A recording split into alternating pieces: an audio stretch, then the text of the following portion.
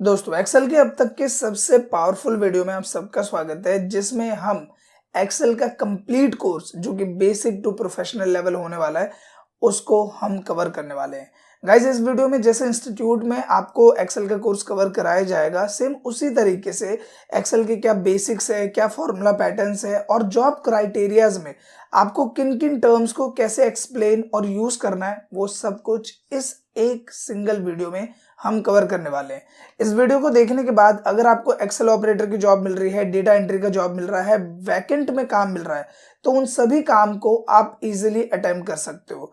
और जो लोग ऑलरेडी एक्सेल सीख चुके हैं उनके लिए भी इस वीडियो में कुछ सरप्राइजेस होने वाले हैं। अब इस वीडियो को स्टार्ट करने से पहले आपसे एक छोटी सी रिक्वेस्ट है। जैसे कि आपको पता है कि वीडियो का लेंथ काफी ज्यादा लंबा है और इस वीडियो को बनाने में भी काफी ज्यादा मेहनत लग रही है। आपसे बस इतनी सी रिक्वेस्ट है कि अगर ये वीडियो आपके लिए यूजफुल लगे, आपको ये वीडियो अच्छी लगे, तो प्लीज इस वीडियो को लाइक करें, शेयर करें और एक कमेंट करके अपना रिस्पॉन्स जरूर छोड़ें। तो बिना किसी देरी के शुरू करते हैं इस वीडियो को। अब नॉर्मली आ जाते हैं कंप्यूटर स्क्रीन पे और यहाँ पे हम बिल्कुल बेस टू बेस स्टार्ट करने वाले हैं, बिल्कुल स्टार्टिंग पोर्शन से। सबसे पहले जो स्क्रीन है ये है डेस्कटॉप, और यहाँ पे अगर मैं बात करूँ एक्सेल स्टार्ट करने की, तो आप इसे कैसे स्टार्ट करोगे। मैं यहाँ पे दो ट्रिक आपको बताने वाला हूँ। सबसे पहला टर्म क्या है कि आपके पास ये जो सर्च ऑप्शन होता है, सिंपल आप इसमें जाओ और यहाँ पे सिंपल टाइप करो एक्सेल। अगर आपके सिस्टम में एक्सेल सॉफ्टवेयर अवेलेबल है तो आप यहाँ से इसे नॉर्मली स्टार्ट कर सकते हो, जो कि ऑन स्क्रीन आपको दिख पा रहा है। दूसरा जो ज्यादातर प्रोफेशनल लोग यूज करते हैं वो करते हैं रन कमांड के थ्रू, जिसके लिए आपको विंडो की को होल्ड करके आर प्रेस करना है और यहाँ पे रन कमांड खुल जाता है। इसमें आपको सिंपल टाइप करना है एक्सेल और कर देना है ओके। जैसे आप ओके करते हो, एक्सेल सॉफ्टवेयर का जो फर्स्ट इंटरफेस है वो आपके सामने आ जाता है। अब ये जो एक्सेल का प्रीव्यू आप देख रहे हो ये है ऑफिस 2019 का। हमेशा ध्यान रहे कि आप जो ऑफिस अभी यूज कर रहे हो वो अभी के हिसाब से ऑन डिमांड है या नहीं। कहने का मतलब कहीं ऐसा तो नहीं आप आज की डेट में ऑफिस 2003 या ऑफिस 2007 यूज कर रहे हो। बिलीव मी गाइज, अगर आप किसी इंस्टीट्यूट में सीख रहे हो और वहां पे आपको 2003 या 2007 सिखाया जा रहा है, तो वहां पे सीधा बोलो कि हमें अपडेटेड ऑफिस वर्जन 2016 या 2019 सीखना है, नहीं तो आपको जॉब प्रोफाइल में बहुत ज्यादा दिक्कत आएगी। अब यहाँ पे अभी जो हम पूरा ट्यूटोरियल देखने वाले हैं वो है ऑफिस 2019 पे, जिसका सबसे बड़ा फायदा ये है कि अगर अभी आप ऑफिस 2016 यूज करते हो, 2019 यूज करते हो, इवन अगर प्रीवियस वर्जन भी यूज करते हो, तो भी आपको इस वर्जन की वजह से उन सब के कमांड ऑलरेडी आ जाएंगे।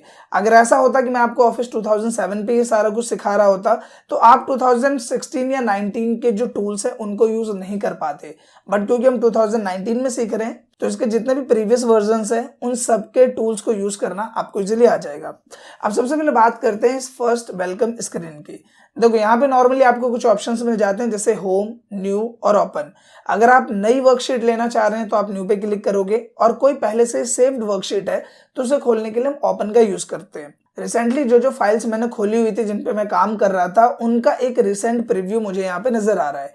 इसके साथ ही एक ऑप्शन आ रहा है यहाँ पे ब्लैंक वर्कबुक का, और उसके साथ ही कुछ बने बनाए टेम्पलेट मुझे यहाँ नजर आ रहे हैं। इसका यूज ज्यादातर तब किया जाता है जब आपको थोड़ी मेहनत कम करनी है और आप बने बनाए टेम्पलेट से ही अपना फॉर्मेट वहां से चुन लेते हैं। तो अभी इन सब चीजों को हम स्किप करते हैं और सिंपल आते हैं बिल्कुल स्टार्टिंग से, जो कि है ब्लैंक वर्कबुक। अब जैसे आप ब्लैंक वर्कबुक पे क्लिक करते हो तो नॉर्मली आपके सामने इस तरीके से एक वर्कबुक या फिर एक एक्सेल फाइल आ जाती है। अब इसमें कई सारे टर्म्स है जो कि इंटरव्यू के टाइम आपसे पूछे जाते हैं, और ज्यादातर लोग जो कि यूट्यूब से सीखते हैं उन्हें बेसिक्स नहीं पता होते और इंटरव्यू में वो उसी वजह से छांट दिए जाते हैं। कहने का मतलब अगर मैं बोलूं कि इस ऊपर वाले सेक्शन को क्या बोलते हैं, मिड सेक्शन को क्या बोलते हैं, इसे क्या बोलते हैं, इसे क्या बोलते हैं, इसे क्या बोलते हैं, तो हो सकता है कि आप कंफ्यूज हो जाओ। और बिलीव मी गाइस, इंटरव्यू में इन्हीं सब टर्म्स को ज्यादा कंसीडर किया जाता है क्योंकि उसे तो आपसे सवाल पूछने हैं। तो सबसे पहले जो ऊपर वाला ये सेक्शन है इसको बोला जाता है टाइटल बार। ये जो आप देख रहे हो बुक 1 एक्सेल, ये क्या होता है, टाइटल बार। इसके बाद ये जितने भी आपको यहाँ पे नजर आ रहे हैं इन्हें बोला जाता है टूल्स, और ये जो सेक्शन है file, home, insert, page layout, formula, ये जो पूरा सेक्शन है इसको बोला जाता है मेन्यू बार। इन हर एक मेन्यू बार में आपको मल्टीपल टूल्स मिलते हैं। जैसे होम की बात करें तो इसमें मल्टीपल टूल्स है, इंसर्ट की बात करें तो इसमें मल्टीपल टूल्स है, पेज लेआउट, फॉर्मूला, तो सब में आपको मल्टीपल टूल्स मिलते हैं। इसके बाद नेक्स्ट टर्म आता है B3। यहाँ पे आप देख रहे हो B3 लिखा हुआ है, तो ये क्या है B3 एक्चुअल में। देखो यहाँ पे आपकी जो एक्सेल फाइल है इसमें आपको डब्बे नजर आ रहे हैं, ऐसे ऐसे डब्बे नजर आ रहे हैं। तो यहाँ पे अगर हम किसी भी डब्बे यानी बॉक्स की बात करें तो इसे बोला जाता है सेल। क्या बोलते हैं? CELL, cell. और अगर हम बात करें एक सेल की तो दो चीजों का कॉम्बिनेशन है। एक है ये कॉलम, ये जो ऊपर वाला सेक्शन है इसको हम कॉलम बोलते हैं ऐसे, और ये होता है रो। तो अगर मैं इस बॉक्स की बात करूं तो ये दो टर्म का कॉम्बिनेशन है, एक है कॉलम D और एक है रो 4। तो इसका एक नाम मैं क्या बोल सकता हूं? D4। अगर मैंने यहां पे लिखा तो ये दो का कॉम्बिनेशन है B2, देखो कॉलम B और रो 2, तो इसका नाम क्या हो गया? B2। तो ये बेसिकली जो नेम बॉक्स होता है ये बताता है कि अभी आप कौन से सेल पर वर्क कर रहे हो। जैसे मैं अभी यहाँ पे हूं तो इस सेल का नाम क्या है? D3। यहाँ पे हूं तो इस सेल का नाम क्या है? C4। नेक्स्ट हम यहाँ पे आता है फॉर्मूला बार। फॉर्मूला बार दो केसेस में यूज किया जाता है। एक, जब आपको कोई फॉर्मूला इंसर्ट करना हो, नंबर 1। दूसरा, अगर आप सेल में कोई काम कर रहे हो और उसे आप फॉर्मूला बार के थ्रू मैनेज करना चाह रहे हो तो भी आप फॉर्मूला बार का यूज कर सकते हो। अगर आप कंफ्यूज हो रहे हो तो मैं एक एग्जांपल से आपको क्लियर करता हूं।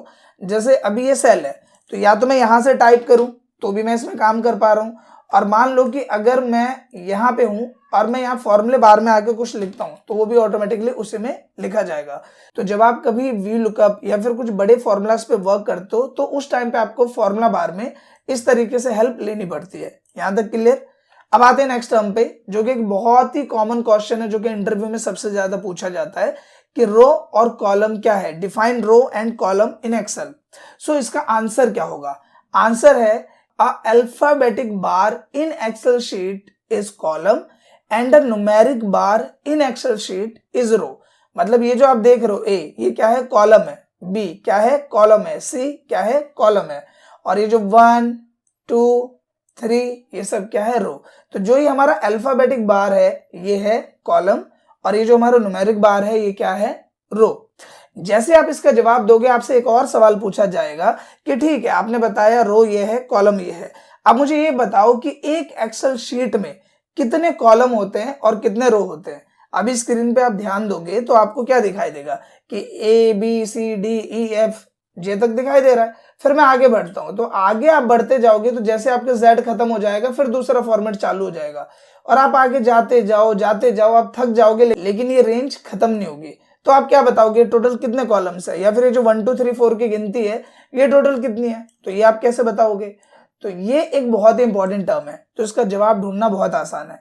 आपको ऊपर में सेक्शन दिख रहा है यहाँ पे, ये A और 1 के बीच में, यहाँ पे जैसे आप क्लिक करोगे पूरी एक्सेल शीट सेलेक्ट हो जाएगी, और यहाँ पे ऊपर आप देखोगे आपको एक नंबर दिख रहा है यहाँ पे, तो 10,48,576 R लिखा है। R मतलब रो, यानी कि जो 1 2 3 की गिनती देख रहे हो आप इसको नीचे करते जाओगे तो ये है टोटल 10,48,576। और अगर ABCD की बात करें, जैसे अगर मैं काउंट करूं 1 2 3 4, अगर ऐसे काउंट करता हुआ जाऊं तो यह है 16,384। तो जवाब क्या है कि there are 10,48,576 rows in Excel sheet, यानी कि एक एक्सेल शीट में टोटल 10,48,576 रो है और एक एक्सेल शीट में 16,384 कॉलम होते हैं। तो आई होप कि ये जो बेसिक इंटरव्यू क्वेश्चंस है ये आपको क्लियर हो गए होंगे। इसके साथ ही कुछ और भी टूल्स है जिनके बारे में आपको बता देता हूँ। ये है आपका वर्टिकल स्क्रॉल बार, जिसकी मदद से आप ऊपर नीचे जा सकते हो, और ये है आपका हॉरिजॉन्टल स्क्रॉल बार। इसके साथ ही यहाँ पे जूम स्लाइडर मिलता है जिसकी मदद से आप इसे छोटा कर सकते हो और आप चाहो तो बड़ा कर सकते हो। शॉर्टकट में करना है तो कीबोर्ड से कंट्रोल की को होल्ड करो और माउस के स्क्रॉल बार को ऊपर की तरफ करो। जैसे आप इसे ऊपर करोगे तो जूम होगा, और माउस के स्क्रॉल को नीचे करोगे तो ये जूम स्लाइडर में छोटा होगा। इसके साथ ही जूम स्लाइडर के साइड में आप देखोगे यहाँ पे आपको 3 ऑप्शन मिलते हैं लेआउट्स के। ये जो लेआउट आपको नजर आ रहा है इसको बोलते हैं नॉर्मल लेआउट। इसके बाद ये जो बीच वाला ऑप्शन है ये ज्यादा यूज होता है पेज लेआउट।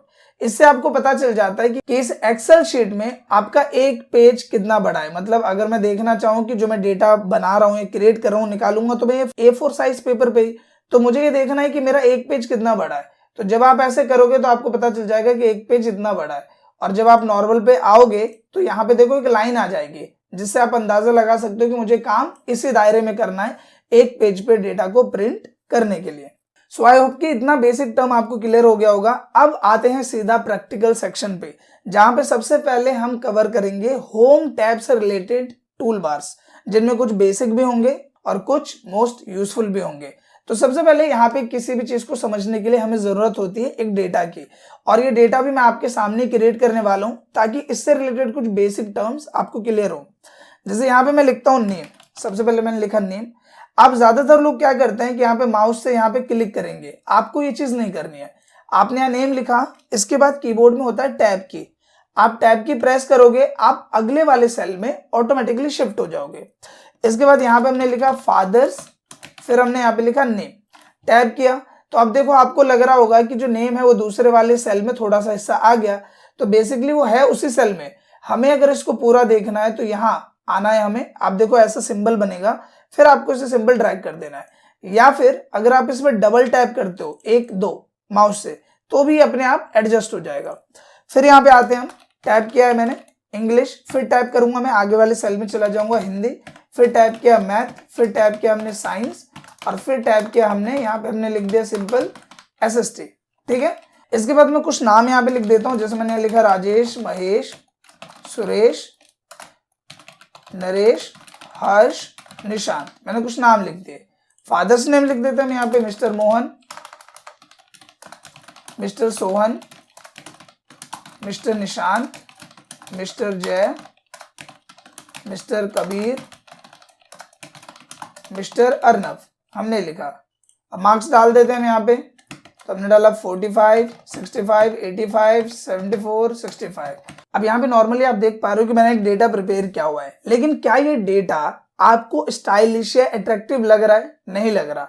तो ज्यादातर क्या होता है कि जो हमारा एक बेसिक फॉर्मेट हम क्रिएट करते हैं उसमें हमें जरूरत पड़ती है होम टैब के इस फॉन्ट सेक्शन की और इस अलाइनमेंट सेक्शन की। सबसे पहले तो मैं इस पूरे रेंज को ऐसे सेलेक्ट करता हूं। देखो ध्यान रहे, जब आप यहाँ पे जाते हो तो इस तरीके से प्लस का सिंबल आता है, आप सिंपली लेफ्ट क्लिक से होल्ड करोगे और जैसे इसे खींचोगे आगे की तरफ तो आप देखोगे ये पूरा का पूरा सेलेक्ट हो जाएगा। सेलेक्ट होने के बाद जब आप इस लाइन पे लेके जाओगे, देखो अभी सिंबल आ रहा है मोटा प्लस, जब मैं इस लाइन पे लेके जा रहा हूं तो ये डायरेक्शन सिंबल आ गया। उस केस में आप इसको पकड़ के अगर आपको इसे नीचे करना है तो आप इसे नीचे कर सकते हो, आगे करना है, पीछे करना है, पूरे डेटा को जहां आप रखना चाहते हो आप रख सकते हो। देखो ठीक है, इतना टर्म क्लियर। अब ये होने के बाद मैं इस ऊपर वाले एरिया में अपना हेडिंग देना चाहता हूं, तो मैंने इस पूरी रेंज को सिलेक्ट किया। सेलेक्ट करने के बाद यहाँ एक टूल मिलता है आपको जो कि होता है मर्ज। जैसे आप मर्ज पे क्लिक करोगे तो आप देखोगे ये पूरा का पूरा जो मल्टीपल सेल था वो एक सेल में कन्वर्ट हो गया है। आपने इसको सेलेक्ट किया। सेलेक्ट करने के बाद मैंने यहाँ पे लिखा अपना टाइटल जो कि है रिजल्ट, लेकिन आप यहाँ पे नोटिस करो कि ये जो रिजल्ट है वो आ रहा है नीचे। तो यहाँ पे आपको अलाइनमेंट ऑप्शन मिलते हैं जिसकी मदद से आप इसे बीच में, टॉप में, लेफ्ट में, राइट में, मिडल में जहां रखना चाहो रख सकते हो। मैंने यहाँ रखा। फिर हमें जरूरत है इसे थोड़ा बड़ा करने की, तो हमने इसे बड़ा कर लिया। इसके बाद यहाँ पे मुझे इसका फॉन्ट दूसरा चाहिए जो कि थोड़ा और डिजाइनेबल हो, तो मैंने ये वाला फॉन्ट ले लिया। हमने किया इसको बोल्ड, हमने कर दिया इटैलिक। आपको अंडरलाइन देना आप अंडरलाइन दे सकते हो, डबल अंडरलाइन दे सकते हो। फिलहाल ये दोनों चीजें मुझे नहीं चाहिए, मैं इसे हटा देता हूँ। इसके बाद इसे थोड़ा और स्टाइलिश बनाने के लिए हम यहाँ पे इसमें कोई कलर दे देते हैं। और यहाँ पे अगर आपको कोई कलर पसंद नहीं आता तो नीचे देखो मोर कलर का ऑप्शन है, जहां पे कलर का हल्का मोटा हिस्सा जो भी आपको पसंद है आप सेलेक्ट करो और ओके कर दो। हमने कलर अप्लाई किया। अब ग्रीन पे ब्लैक अच्छा नहीं लग रहा तो हम यहाँ पे जाते हैं और हमने कर दिया यहाँ पे व्हाइट कलर इस तरह से। फिर इस वाले एरिया को सिलेक्ट किया। सिलेक्ट करने के बाद यहाँ पे हम जाएंगे और इसका कलर करेंगे येलो, और जो इसमें टेक्स्ट है इसको हम कर देंगे बोल्ड। ये हो गया। अब ये होने के बाद हमने इस पूरी रेंज को सेलेक्ट किया और सेलेक्ट करने के बाद हमने इसमें अप्लाई कर दिया अलग अलग बॉर्डर।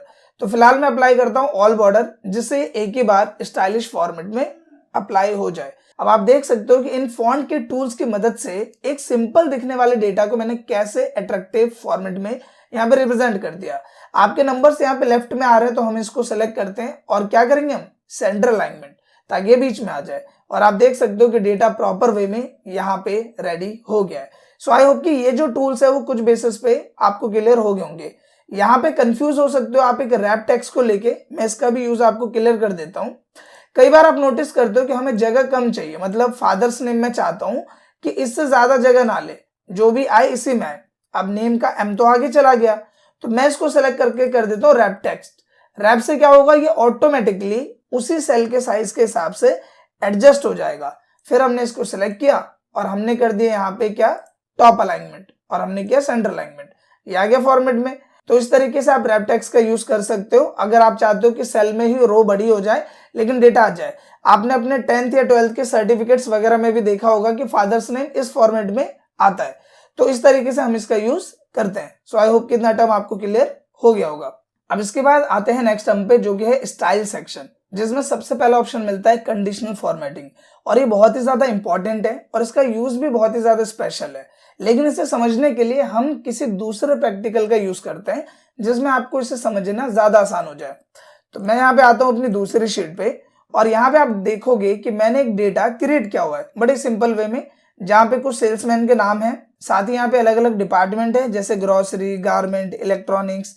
तीसरा टर्म है स्टेट, जिसमें अलग अलग स्टेट है, उत्तर प्रदेश, दिल्ली, बिहार, महाराष्ट्र, और उनकी सेल्स है। अब इनमें कई सारे सवाल आ सकते हैं। सबसे पहला सवाल यह आ सकता है कि मुझे सिर्फ उन लोग का डेटा देखना है जिन्होंने 30,000 से ऊपर की सेल की है। तो आप एक एक करके अगर चेक करोगे तो आपका काफी टाइम जाएगा।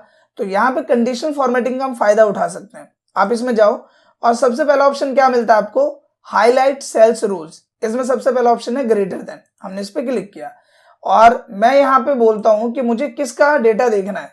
तो मैंने बोला कि सिर्फ उनका डेटा देखना है जो कि 30,000 से ज्यादा है। पर ये डेटा है किसका, सेल्स का। तो सबसे पहले आप यहाँ पे आओ और सेल्स वाली रेंज को पूरा सेलेक्ट करो। हम यहाँ पे कर लेते हैं इस पूरी रेंज को सेलेक्ट किया मैंने, और सेलेक्ट करेंगे, मैं थोड़ा सा छोटा कर देता हूँ इसे ताकि आपको देखने में आसानी हो।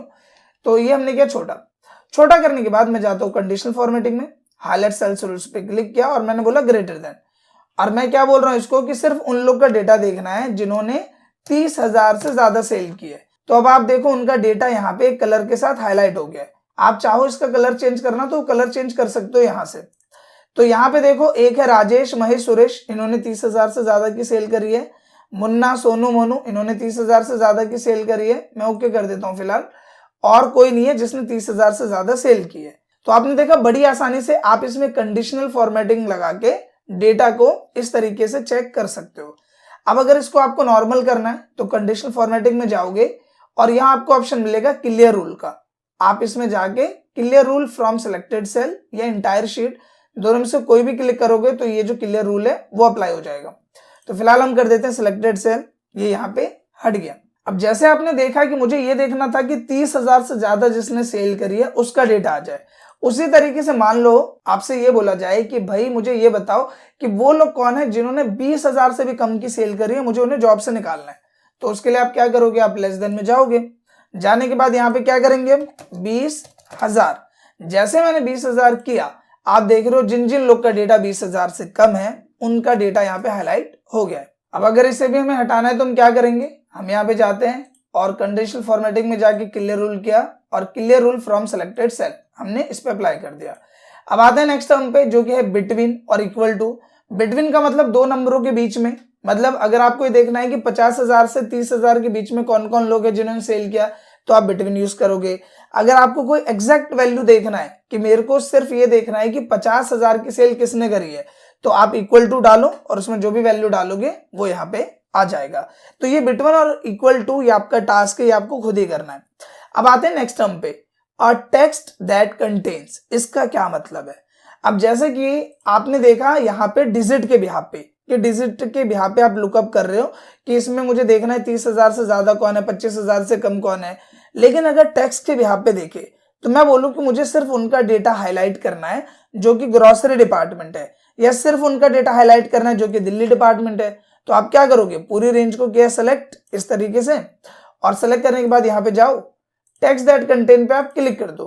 क्लिक करने के बाद आपको सिंपल यहाँ पे वो वैल्यू लिखना है। जैसे मुझे यहाँ पे लिखना है गारमेंट्स, कि सिर्फ गारमेंट्स का जो वैल्यू है वो हाईलाइट कर दो। तो आप देखोगे गारमेंट्स की वैल्यू यहाँ पे हाईलाइट हो गई है। सो आई होप कि टेक्स्ट दैट कंटेन का भी आप कैसे यूज करोगे वो आपको क्लियर हो गया हो। सो सिंपली हमने क्या किया, यहाँ पे गए और इस तरीके से हमें जो भी वैल्यू को ढूंढना है वो हमने यहाँ पे अप्लाई कर दिया। फिर क्लियर रूल में जाके इसे कर देते हैं। इसके बाद यहाँ पे डेट ऑकरिंग, अगर आपको किसी डेट को ढूंढना है तो सिंपल वो डेट डालो, वो डेट यहाँ पे आ जाएगी। डुप्लीकेट वैल्यू इंपॉर्टेंट है, पूछ लेते हैं कई बार इंटरव्यू में। जैसे मान लो आप जल्दी जल्दी टाइप कर रहे हो और आपने क्या किया कि यही वाला जो डेटा है वो गलती से दोबारा आपने यहाँ पे अप्लाई कर दिया, तो ये तो डेटा है थोड़ा सा, तो इसे पढ़ के चेक कर लोगे। लेकिन अगर आप कहीं जॉब करोगे, आपके पास डेटा है 2,000 लोग का, 500 लोगों का, तो आपका काम ऐसे बनेगा नहीं। तो आपको क्या करना है कि पूरे डेटा को सिलेक्ट करना है। हमने पूरे डेटा को सिलेक्ट किया, और अगर आपको माउस से सिलेक्ट करने में दिक्कत होती है तो सिंपल ऊपर में सिलेक्ट करो, कंट्रोल शिफ्ट की दोनों को दबा के रखना है, उसके बाद डाउन एरो की दबाना है, नीचे तक डेटा सेलेक्ट होगा, और राइट एरो की करना है, राइट में जहां तक डेटा फैला होगा वो सिलेक्ट हो जाएगा।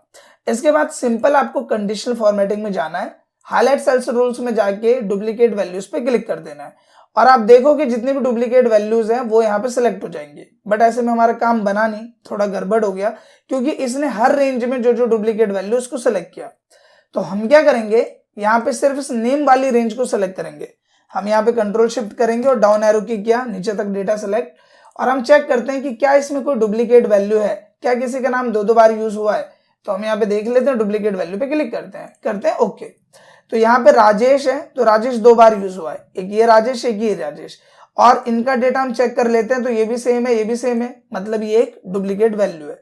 हर्ष का डेटा चेक करते हैं, तो देखो हर्ष ग्रोसरी महाराष्ट्र 15,000, हर्ष ग्रोसरी पंजाब। अब ये डेटा है महाराष्ट्र का, ये डेटा है पंजाब का, तो ये डुप्लीकेट वैल्यू नहीं है। तो क्योंकि ये डुप्लीकेट वैल्यू, तो हम इसको क्या करेंगे, डिलीट, राइट क्लिक करो आप, और यहाँ पे देखो आपको ऑप्शन मिलेगा एक डिलीट का, डिलीट में गए, और ये पूरी रो हमको डिलीट करनी, तो हम करेंगे एंटायर रो, और हमने क्या ओके, और राजेश का डेटा यहाँ से हम हटा सकते हैं। तो इस तरीके से आप डुप्लीकेट वैल्यू का यूज कर सकते हो। कंडीशनल फॉर्मेटिंग में जाएंगे, क्लियर रूल पे क्लिक करेंगे, और clear rules from entire sheet पे क्लिक कर देना है, आपका जो रूल इस पे अप्लाई हुआ है वो हट जाएगा। अब यहाँ पे नेक्स्ट टर्म है टॉप एंड बॉटम्स। अब इसका टर्म क्या है समझ लो। अगर आपको ये देखना है, जैसे यहाँ पे 50 लोगों ने सेल करी है, तो आपको देखना है टॉप 10 सेल्स कौन सी है, तो टॉप 10 आइटम। अगर परसेंटेज भी आप पे देखना है कि आपने कोई भी परसेंटेज डाल दिया, उस परसेंटेज में टॉप 10 कौन है, तो वो हाईलाइट हो जाएगा। इसी तरीके से बॉटम, इसी तरीके से ये। तो ये आप खुद करके देखना। अगर आप कंफ्यूज होते हो तो इससे रिलेटेड पूरा डेडिकेटेड वीडियो चैनल पे अवेलेबल है, तो वैसे आप ये कर लोगे, लेकिन इनकेस आपको दिक्कत हुई तो भी इसका सॉल्यूशन मैंने आपको बता दिया। अब आते हैं नेक्स्ट टर्म पे, जो कि है डेटा बार्स। ये इंपॉर्टेंट टर्म है, इसका एग्जाम्पल मैं आपको पुराने वाले प्रैक्टिकल में ही समझा देता हूँ। जैसे हम यहाँ पे आए, हमने इस रेंज को सिलेक्ट किया, ठीक है, यहाँ पे जाते हैं और मैंने डेटा बार्स में जाके इस पे क्लिक किया। अब देखो हो क्या रहा है, जिसमें ज्यादा नंबर है उसमें देखो हाईलाइटिंग ज्यादा है, जैसे 88 है हर्ष मिस्टर कबीर का, तो हाईलाइटिंग ज्यादा है, और जिसमें कम मार्क्स है उसमें हाईलाइटिंग कम है। तो ये बेसिकली यूज किया जाता है जब आप डेटा प्रिपेयर करते हो कंपनी का, और आपको डेटा को ऐसे दिखाना है कि भाई डेटा ये कम है, ये ज्यादा है, इसमें सेल कम हुई है, इसमें ज्यादा है, तो आप इस तरीके से डिजाइन अप्लाई कर देते हो as a part of format. वही सेम चीज इसमें भी है, जो कि आप देख पा रहे हो। आइकन सेट्स में आप देख लो कि जिसमें सेल कम है उसमें डाउन एरो है, जिसमें सेल अप है उसमें अप एरो है, जो कि आप देख सकते हो। तो ये सिंपल टर्म था। मेन जो था वो पहला वाला था, हाईलाइट सेल्स रूल्स, जिसका सबसे ज्यादा यूज होता है। सो आई होप कि ये टर्म आपको अच्छे से क्लियर हो गया होगा। अब बात करते हैं दूसरे टर्म की, जो कि है फॉर्मेट एज टेबल। टेबल एक इंपॉर्टेंट टर्म है। टेबल के थ्रू आप डेटा को इजीली एनालाइज कर सकते हो और उसे एक अच्छे वे में रिप्रेजेंट कर सकते हो। कहने का मतलब, जैसे ये हमारा एक डेटा है, हमने इसको सिलेक्ट किया, कंट्रोल शिफ्ट डाउन एरो की करेंगे, नीचे तक डेटा सेलेक्ट, राइट एरो की किया, राइट तक डेटा सेलेक्ट करने के बाद फॉर्मेट एज टेबल पे गए, और यहाँ जाने के बाद जो भी आपको फॉर्मेट अच्छा लगता है, देखो मल्टीपल फॉर्मेट है, जो भी अच्छा लग रहा है आप उसको सेलेक्ट करो और कर दो ओके। जैसे आप ओके करोगे आप देखोगे कि उस पर फॉर्मेट अप्लाई हो गया है और टेबल से रिलेटेड जितने भी टूल्स है वो आपको मिल जाएंगे। फिलहाल इस पे जो कलर अप्लाई है मैं उसको नॉर्मल कर देता हूं, यहाँ पे जाके ये किया तो टेबल से रिलेटेड जो कलर है वो यहाँ पे आ जाएगा। आप देखो अगर मैं इसको चेंज करता हूं तो मल्टीपल ऑप्शन है मेरे पास, जो भी चाहिए वो ले लेते हैं। फिलहाल इसमें जो यूज होने वाला पोर्शन है मैं वो आपको समझाता हूँ। देखो अभी जैसे यहाँ पे आप देखोगे तो यहाँ पे डेटा है ग्रोसरी का, इलेक्ट्रॉनिक का, गारमेंट्स का, कई सारा डेटा है। तो जब आप इस पे क्लिक करोगे, ये जो ऑप्शन आपको दिख रहा है, क्लिक किया, इसमें आपको तीनों डिपार्टमेंट्स का ऑप्शन मिलता है, इलेक्ट्रॉनिक, गारमेंट, ग्रोसरी। मेरा सवाल ये है, या आपके सीनियर का सवाल ये है कि मुझे सिर्फ और सिर्फ ग्रोसरी का डेटा देखना है। तो आप क्या करोगे, सेलेक्ट ऑल पे चेक है, इस पे क्लिक कर दो। जैसे क्लिक करोगे सब कुछ यहां से हट जाएगा और सिर्फ सिलेक्ट करो ग्रोसरी पे और कर दो ओके। आप देखो सबका डेटा यहां से गायब और आपके सामने सिर्फ किसका डेटा आ गया, ग्रोसरी का। तो अब आपको सीनियर को जो जो बताना है कि सर ग्रोसरी की सेल राजेश, हर्ष, ब्रजेश, कपिल इन लोगों ने की है और ये सेल्स इसका हुआ है। कितना आसान हो गया। और यहाँ पे हमें एक सिंबल दिख रहा है जिससे हमें पता चल रहा है कि फिल्टर हमने किस पे अप्लाई किया, डिपार्टमेंट पे। आप इस पे जाओ और जाने के बाद क्लियर फिल्टर पे क्लिक कर दो, ये पहले की तरह नॉर्मल हो जाएगा। सेम इसी तरीके से आपको स्टेट के बिहाफ पे देखना, आप इस पे गए और यहाँ जाने के बाद आपने सिंपल क्या किया, इस सिलेक्ट ऑल पे क्लिक और फिर यहाँ पे मैंने सेलेक्ट किया बिहार और किया ओके, तो सिर्फ और सिर्फ बिहार का डेटा यहाँ पे आ गया। फॉर्मेटिंग हटानी है, यहाँ पे जाएंगे क्लियर फिल्टर करके हमने ओके कर दिया। इसके अलावा इसका एक और फायदा है। फायदा क्या है, जैसे सेल्स है तो सेल्स कहीं 50,000 कहीं 40,000, मान लो आपका ऑफिसर या सीनियर आपसे ये बोलता है कि भाई ऐसा करो कि सेल मुझे दिखाओ असेंडिंग ऑर्डर में, कि जिसकी सेल कम है उसका पहले आ जाए, फिर उससे ज्यादा, फिर उससे ज्यादा, फिर उससे ज्यादा, या फिर डिक्रीजिंग फॉर्मेट में दिखा दो कि जो उसने सबसे ज्यादा सेल किया वो टॉप में, उससे कम वो नीचे, फिर उससे कम वो नीचे, फिर उससे कम वो नीचे। मैं इसमें जाता हूं, यहाँ पे देखो smallest to largest, largest to smallest, largest to smallest करोगे तो जिन जिन लोगों ने सेल ज्यादा करी वो टॉप पे आ जाएंगे, फिर उससे नीचे, फिर उससे नीचे, फिर उससे नीचे, जो कि ऑन स्क्रीन आप देख पा रहे हो। अगर आपको इसको पहले के जैसा नॉर्मल करना है तो आपको क्या करना है, आपको सिंपल आना है टेबल डिजाइन में, यहाँ एक ऑप्शन मिलेगा आपको कन्वर्ट टू रेंज, आप इस पे क्लिक करो और कर दो यस। जैसे आप करोगे पहले की तरह नॉर्मल हो जाएगा। डेटा को आपको पूरा सेलेक्ट करना है इस तरीके से और यहाँ पे सेल स्टाइल में जाके आपको सिंपल नॉर्मल पे क्लिक कर देना है, पहले की तरह नॉर्मल हो जाएगा। या फिर अगर कोई डिजाइन आप अप्लाई करना चाहते हो तो वो आप यहाँ से अप्लाई कर सकते हो। अब यहाँ पे जैसे स्टाइल खत्म हुआ होगा, आप सबके दिमाग में आ रहा होगा अब हम करेंगे सेल टर्म। तो इसमें जो यूजेबल टर्म है, क्योंकि देखो एक्सेल में बहुत सारे टूल्स है, इतने टूल्स है कि 15-20 घंटे की भी वीडियो बना दी जाए तब भी उसका कोई ना कोई टूल छूटेगा ही।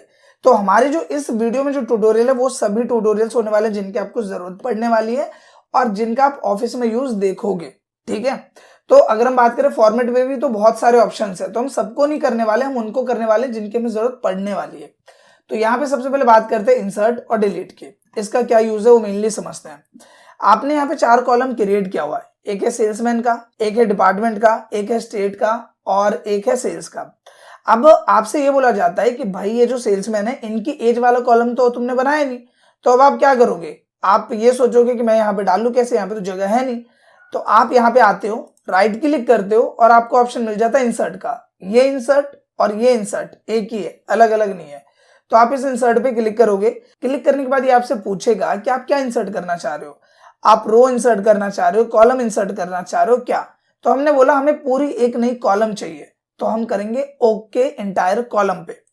जैसे आप करोगे आप देखोगे कि ये जो डिजाइन इस पे अप्लाई किया हुआ है उसी डिजाइन के साथ आपको एक नई कॉलम यहाँ पे मिल जाती है। और अब आपको सेक्शन बनाना है एज का, तो वो एज का सेक्शन आप यहाँ से बड़ी आसानी से बना सकते हो।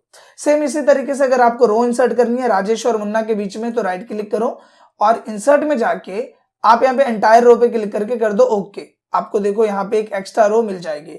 तो ज्यादातर जब आप डेटा क्रिएट करते हो और वो डेटा क्रिएट करते के टाइम अगर आप भूल जाते हो कि मुझे ये वाला कॉलम इंसर्ट करना था या ये वाला रो इंसर्ट करना था, तो उस केस में आप इंसर्ट और डिलीट का फायदा उठा सकते हो।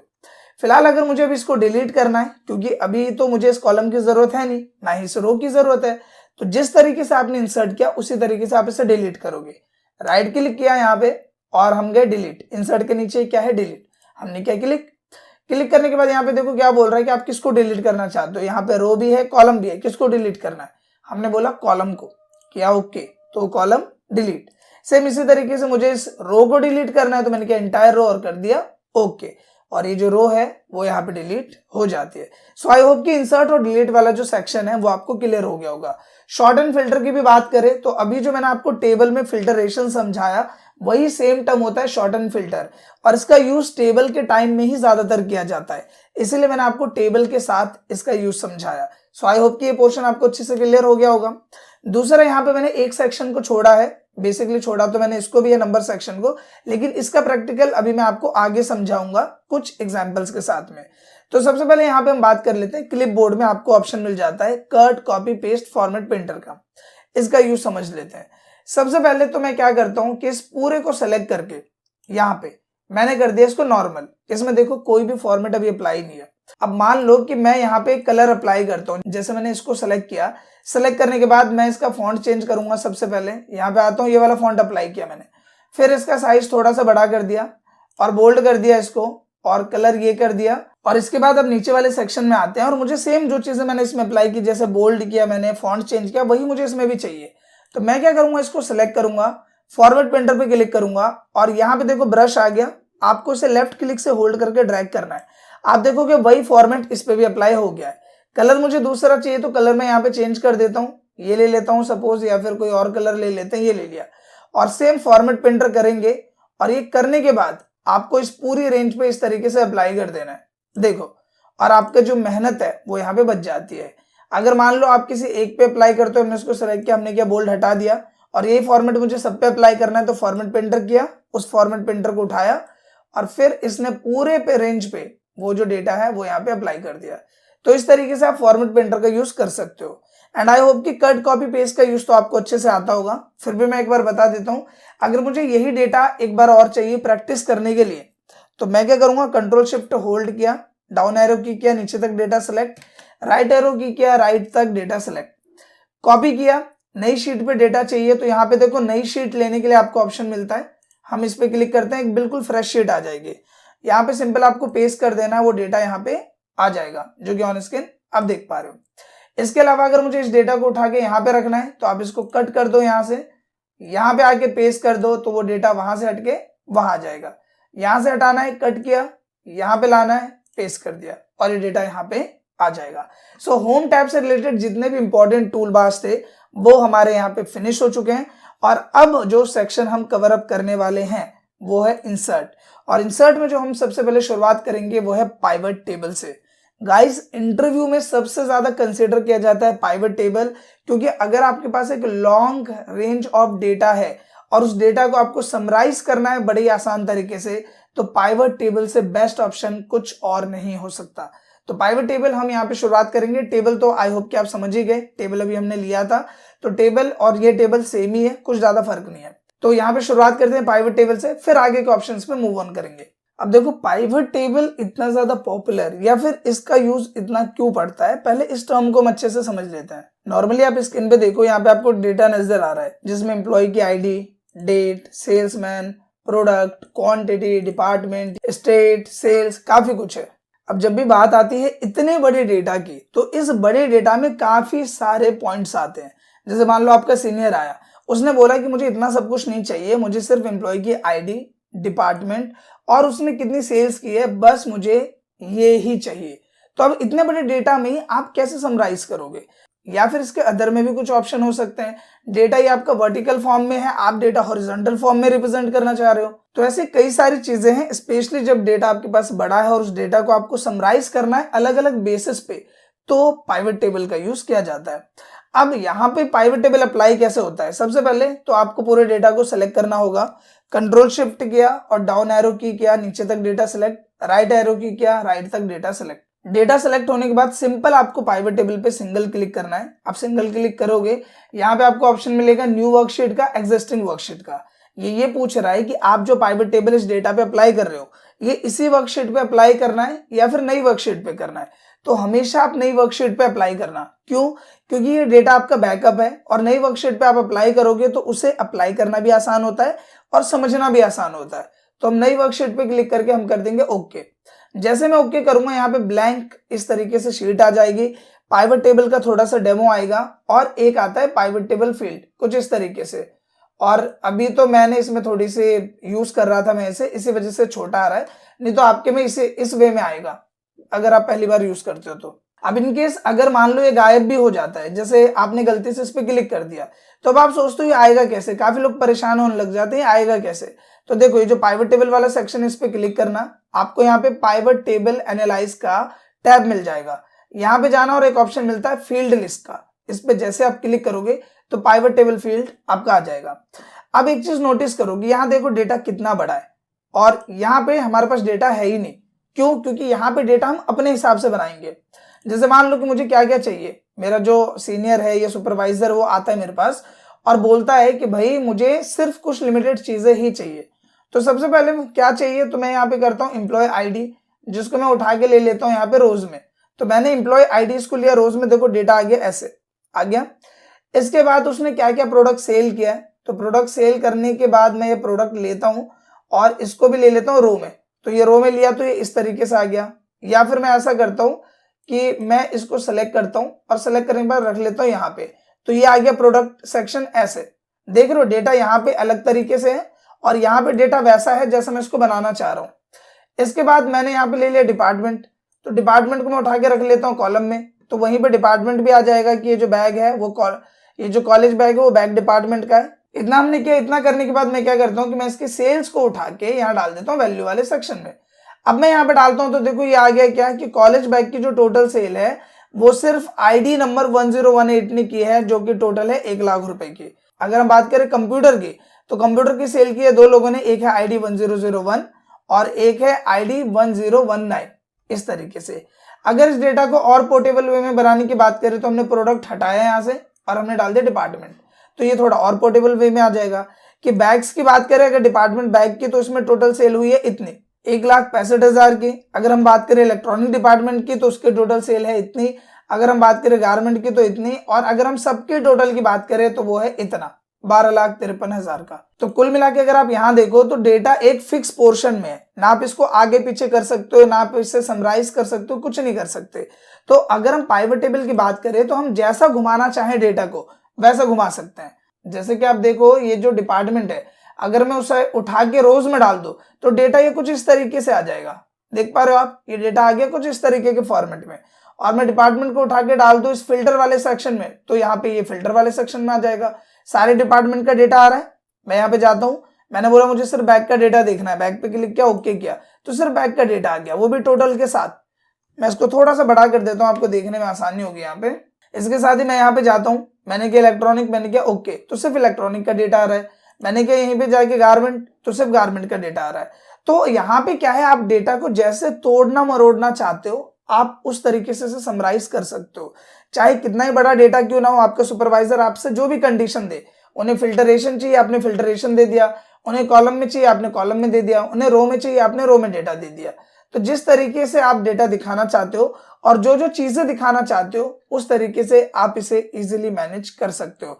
और यहाँ देख पा रहे हो आप मल्टीपल कॉलम्स है, जिस कॉलम की जरूरत है उसको उठाया, जैसे मान लो स्टेट है, इसको उठाया, इसको हमने डाल दिया यहाँ पे कॉलम्स में, तो डेटा इस तरीके से यहाँ पे आ गया।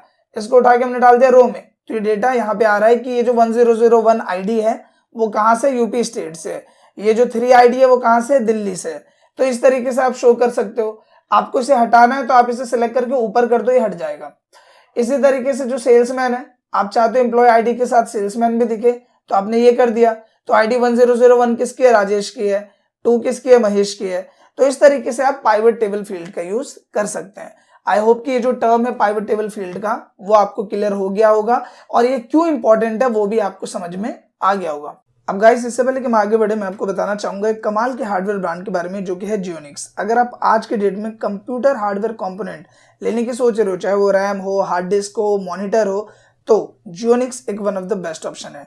अभी रिसेंटली मैंने भी वहां से एक 18.5 इंचेस की एलईडी मॉनिटर मंगवाई है और जिसकी क्वालिटी मुझे काफी ज्यादा पसंद आई। सबसे पहले जब मैंने इसे अनबॉक्स किया तो इसमें जो जो चीजें मिली है मैं उसके बारे में आपको बताता हूँ। सबसे पहला तो इसका स्टाइलिश स्टैंड जो कि काफी अच्छा लुक रिप्रेजेंट करती है। इसके साथ ही इसमें अगर हम बात करें इसे सीपीयू से कनेक्ट करने की, तो आपको यहाँ 2 ऑप्शन मिल जाते हैं। एक मिल जाता है VGA केबल और दूसरा मिल जाता है HDMI केबल। मतलब इसमें आपको VGA पोर्ट भी मिला है और HDMI पोर्ट भी मिल जाता है। इसके बाद जब मैंने इसे प्ले किया तो इसकी जो क्वालिटी है, स्क्रीन क्वालिटी ऑन स्क्रीन आप देख पा रहे होंगे, वो भी काफी ज्यादा मुझे पसंद आई। मतलब अगर मैं बात करूँ 18.5 इंचेस मॉनिटर की, जो कि मेरे पास एक आध और भी है, तो उसके रिस्पेक्ट में मुझे इसकी क्वालिटी काफी ज्यादा अच्छी लगी। और इन सबके साथ इसका जो रिस्पॉन्स टाइम है वो भी काफी ज्यादा अच्छा है। अब देखो जियोनिक्स मैं आपको क्यों रिकमेंड कर रहा हूँ, इसका एक और रीजन भी है। अगर मैं कंपैरिजन करूँ प्राइस के रिस्पेक्ट में या फिर मैं बात करूँ और भी चीजों के रिस्पेक्ट में, जैसे हो गया कस्टमर रिस्पॉन्स या कस्टमर एंगेजमेंट, तो वो सब चीजें भी इसकी बाकी ब्रांड्स के मुकाबले अच्छी है। मतलब अगर आप किसी न्यू ब्रांड से कंपेयर करो तो आपको यहाँ पे प्राइस काफी ज्यादा कम मिल जाएगा उसके रिस्पेक्ट में। इसके साथ ही अगर जियोनिक्स की बात करें तो ये ई-कॉमर्स वेबसाइट पे तो अवेलेबल ही है, साथ ही इसकी अपनी ऑफिशियल वेबसाइट है जहां से जाके भी आप इसके बारे में टोटल और प्रॉपर वे में रिव्यू कर सकते हैं। सो अगर आप भी कंप्यूटर हार्डवेयर कंपोनेंट्स लेने की सोच रहे हो तो Geonix is one of the best option. So go for Geonix. अब यहाँ पे हमारा टेबल सेक्शन तो कवर अप हो गया, बात करते हैं इलस्ट्रेशन सेक्शन की। बहुत ही ज्यादा इजी है, इसमें कुछ बिग स्टफ नहीं है, ये आप बिना मेरी मदद के कर सकते हो, बट मैं फिर भी इसका मतलब आपको बता देता हूँ। कहने का मतलब क्या है कि अगर आपको कोई भी ऑब्जेक्ट लेके आना है अपनी एक्सेल शीट में तो हम इलस्ट्रेशन पार्ट का यूज करते हैं। चाहे वो पिक्चर हो, शेप हो, कोई आइकन हो, कोई स्मार्ट आर्ट हो या स्क्रीनशॉट हो। जैसे मैं पिक्चर पे क्लिक करता हूँ तो आपने अपने डिवाइस में जहां पे भी पिक्चर रखी है हम उसमें जाते हैं। जाने के बाद यहाँ पे मैंने डाउनलोड में पिक्चर रखी है, मैं यहाँ पे आया और मैंने ये वाली इमेज को सिलेक्ट करके इंसर्ट कर दिया इस तरीके से। मैं इसको करता हूँ छोटा, यहाँ पे आ गया तो ये काफी बड़े साइज में आ रहा है तो हम इसको छोटा कर लेते हैं यहाँ पे और सिंपल इसको हमने छोटा करके यहाँ पे लगा दिया कुछ इस तरीके से। तो सिंपल क्या है कि अगर मान लो मुझे ऑब्जेक्ट दिखाना है डेटा के साथ तो मैं इस तरीके से एक ऑब्जेक्ट यहाँ पे लेके आ जाता हूँ और जैसे आप इसको लेते हो आपको यहाँ पे एडिटिंग टूल मिल जाते हैं, जैसे इसका करेक्शन, जैसे कि इसके ब्राइटनेस, कॉन्ट्रास्ट, कलर आपको चेंज करना है आप कलर भी चेंज कर सकते हो, आपको इफेक्ट डालना है तो आप इस तरीके से इफेक्ट डाल सकते हो, ट्रांसपेरेंसी कम ज्यादा करनी है तो वो आप कर सकते हो, देख सकते हो। तो कुल मिला के बेसिक टूल्स है, आप खुद इसे करोगे तो ये आपको समझ में आ जाएगा, इसमें कुछ भी बिग स्टफ नहीं है। इसके बाद इसी तरीके से अगर आपको कोई शेप चाहिए तो देख पा रहे हो आप मल्टीपल शेप का ऑप्शन है, जैसे ये एक शेप ले लिया हमने और ऐसा कुछ आपको दिखाना चाह रहे हो तो वो आपने दिखा दिया। कलर वगैरह चेंज करना यहाँ से कर लिया, सिंपल ऑप्शन है, आप इसे यूज कर सकते हो। कुल मिला के क्या है कि अगर हमें कोई ऑब्जेक्ट लेना है, चाहे वो शेप हो, पिक्चर हो, कोई स्मार्ट आर्ट हो, कोई 3D मॉडल हो, तो वो भी आप यहाँ से ले सकते हो बहुत ही सिंपल वे में। अब इसके बाद हम बात करते हैं नेक्स्ट सेक्शन की, जो कि है अपने डेटा को ग्राफिकल व्यू में रिप्रेजेंट करना। तो जैसे इसके लिए ज्यादातर क्या होता है कि डेटा हम शॉर्ट रखते हैं, जैसे मान लो ये मुझे कॉलम वाला पोर्शन नहीं चाहिए, रो भी नहीं चाहिए, तो हम क्या करते हैं इसको कॉपी कर लेते हैं ऐसे। ये मैंने किया कॉपी, ठीक है। कॉपी करने के बाद यहाँ आता हूँ, मैं कर देता हूँ इसको पेस्ट इस तरीके से और ये फादर्स नेम वाला सेक्शन हटा देते हैं, इसकी जरूरत नहीं है सपोज हमको डेटा में। तो हमने ये सेलेक्ट किया। अब सेलेक्ट करने के बाद डेटा को सेलेक्ट करो ऐसे और यहाँ पे देखो आपको चार्ट का ऑप्शन मिल रहा है, आप रिकमेंडेड चार्ट पे क्लिक करो, इसमें जो भी चार्ट डेटा के हिसाब से बेस्ट होगा वो आपको प्रोवाइड कर देगा। आप क्लिक कर दो। क्लिक करने के बाद यहाँ पे जो भी फॉर्मेट डिजाइन है आपने सेलेक्ट किया, आपने क्या ओके, आप देखोगे उसके हिसाब से एक चार्ट यहाँ पे तैयार हो जाएगा। आप यहाँ पे एनालाइज कर पा रहे होंगे, जैसे राजेश है तो राजेश का अगर मुझे इंग्लिश का डेटा देखना है तो ये है इंग्लिश का डेटा, ये है राजेश का हिंदी का, ये है मैथ, ये है साइंस, ये है SST। तो इस तरीके से यहाँ पे डेटा मुझे शो हो रहा है। अब SST भी ब्लू है और यहाँ पे इंग्लिश भी ब्लू है, तो आप SST को सेलेक्ट करो, यहाँ पे जाओ फॉर्मेट में और इसका कलर आप चेंज कर दो। सपोज हमने यहाँ पे ले लिया इसका कलर रेड, आपको इसका कलर चेंज करना, आपने इसका सेलेक्ट किया और आपने इसका कर दिया ग्रीन इस तरीके से। आपने इसको सेलेक्ट किया, इसका कलर आपको डार्क ब्लैक चाहिए, आपने कर दिया डार्क ब्लैक। तो कुल मिला के अगर आपको ऐसी जरूरत पड़ती है कि डेटा को आपको ग्राफिकल व्यू में रिप्रेजेंट करना है तो आप इस वे में इसे रिप्रेजेंट कर सकते हो चार्ट की मदद से। अब गाइस बात करते हैं नेक्स्ट टर्म की, जो कि है प्रिंट सेक्शन। और प्रिंट सेक्शन बहुत ही ज्यादा इंपॉर्टेंट है। क्यों इंपॉर्टेंट है? क्योंकि एक्सेल में जो भी डेटा प्रिपेयर कर रहे हो उस डेटा को आप प्रिंट करके हार्ड कॉपी में अपने क्लाइंट या फिर जो भी सीनियर सुपरवाइजर जो भी है उनको आपको देना पड़ेगा। और एक्सेल की शीट इतनी ज्यादा बड़ी है जिसमें डेटा तो हम बना लेते हैं और बनाने के बाद जब हम प्रिंट करते हैं तो उसका प्रिंट प्रॉपर वे में आता ही नहीं है और उसके बाद काफी ज्यादा दिक्कत होती है। एग्जाम्पल के लिए मैं आपको डेमो शो करता हूँ। अभी आप देख पा रहे होगे कि मेरा डेटा यहाँ पे कहाँ से कहाँ तक है, एम्प्लॉय आईडी से लेके स्टेट सेल्स तक डेटा है। लेकिन अगर मैं इसको प्रिंट करूं, मैं फाइल में जाता हूं और मैं सिंपली इसको यहाँ प्रिंट पे क्लिक करता हूं, आप यहाँ पे नोटिस करो कि डेटा कहाँ तक आ रहा है, सिर्फ डिपार्टमेंट तक आ रहा है और उसके बाद का जो डेटा आ रहा है वो आ रहा है दूसरे पेज पे। तो कहीं ना कहीं अभी ये प्रॉपर तो प्रिंट नहीं हो पा रहा।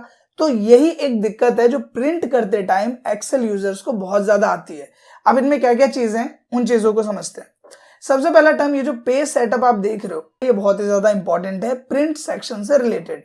और दूसरा टर्म होता है ये स्केल टू फिट। तो मैं इन सभी चीजों को आपको स्टेप बाय स्टेप समझाता हूँ। सबसे पहले यहाँ पे बात करते हैं मार्जिन की।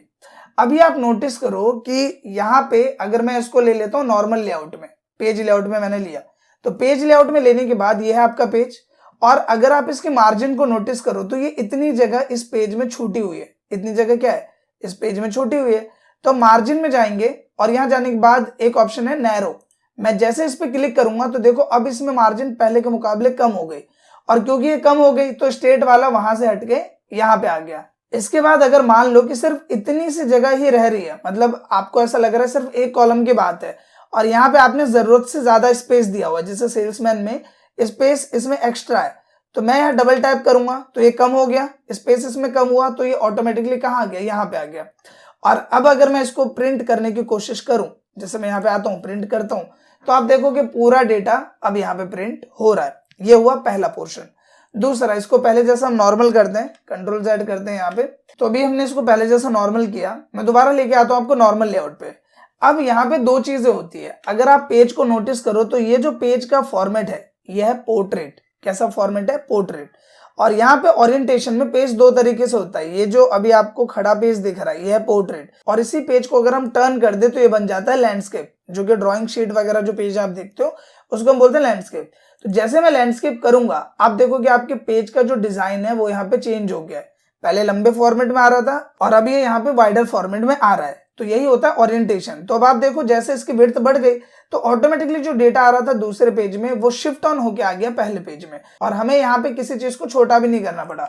अगर मैं आपको शो करूं तो आप देखो यहाँ पे पहले हमने डेट को छोटा किया था, मार्जिन को कम किया था, तो अभी हमें किसी चीज को कम नहीं करना पड़ा। हमने क्या करा, पेज को हमने घुमा दिया, क्योंकि जो हमारा डेटा है वो वाइडर फॉर्मेट में ज्यादा है और लेंथ फॉर्मेट में कम है, तो वो डेटा इस हिसाब से हम प्रिंट आउट निकाल सकते हैं। तो ये टर्म भी आपको क्लियर हो गया होगा। इसके बाद तीसरा टर्म होता है साइज। अब ये भी इंपॉर्टेंट है। सबसे पहले तो इसको पोर्ट्रेट कर देते हैं पहले के जैसा। कई बार जब आप प्रिंट कर रहे हो तो आपको ध्यान रखना है कि आप जो पेज का साइज है वो जो सही ले रखा है या नहीं। नॉर्मल जो हम प्रिंट आउट निकालते हैं वो होता है A4 साइज पेपर, ये वाला, और बाय डिफॉल्ट जो एक्सेल में सेलेक्ट होता है वो होता है लेटर साइज। तो आपको हमेशा ध्यान रखना है कि आपको सेलेक्ट कौन सा करना है, A4 साइज। तो A4 साइज आप सेलेक्ट करोगे तो उसके हिसाब से प्रॉपर डेमोन्स्ट्रेशन में पेज आपका निकलेगा और आपका डेटा भी प्रॉपर वे में आएगा। इसके बाद यहाँ पे आ जाते हैं नेक्स्ट टर्म पे, जो कि है स्केल टू फिट। अभी आप देख पा रहे हो कि जो डेटा है वो आपका थोड़ा सा आगे यहाँ पे निकल गया है। आप चाह रहे हो कि आपको डेटा निकालना है पूरे पेज में, लेकिन जो इसकी विड्थ बड़ी है, मतलब विड्थ अगर आप देखो डेटा ये विड्थ है, तो इस विड्थ के बिहाफ पे सिर्फ डेटा आ रहा है इतना, और इतना डेटा एक्स्ट्रा है। तो मैं चाह रहा हूं कि पूरा प्रिंट आउट एक ही पेज पे निकले, लेकिन उसकी विड्थ जो है वो अपने हिसाब से मैनेज हो जाए।